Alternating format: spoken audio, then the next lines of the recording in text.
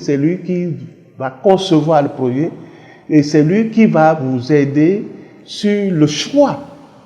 Surtout en Afrique, le client vient vous voir, j'ai un terrain, on ne vous donne pas de budget s'il a 10 millions, s'il a 5 millions.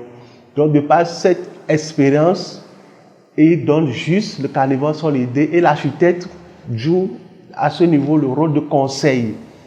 Donc, conseille le client sur l'orientation de son projet, sur sa capacité financière et l'aide à mettre en place un projet qui est à sa hauteur, c'est-à-dire à son niveau financier.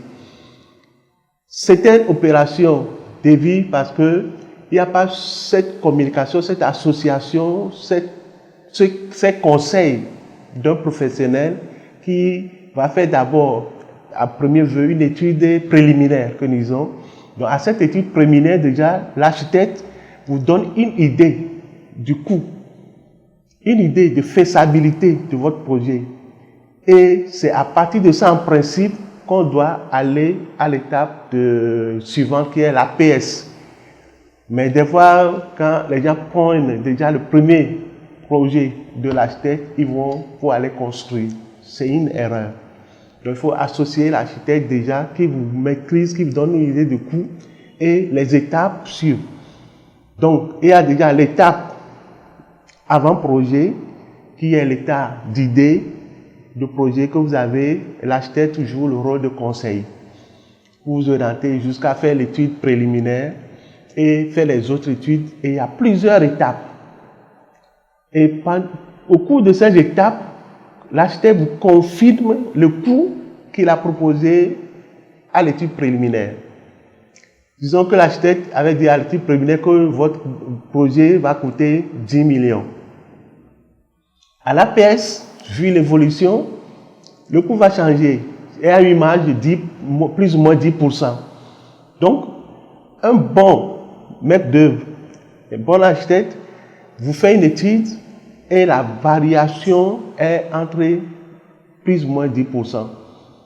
Et déjà à l'APD et à l'appel d'offres des entreprises, le coût doit tourner autour d'une marge.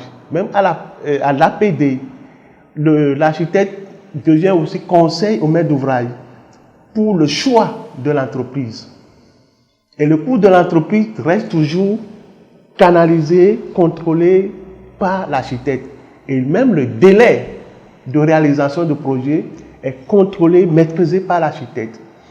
Donc, au choix des entreprises, l'architecte est un bon conseil pour le choix. Nous avons eu des cas où l'architecte dit que son coût fait 10 millions.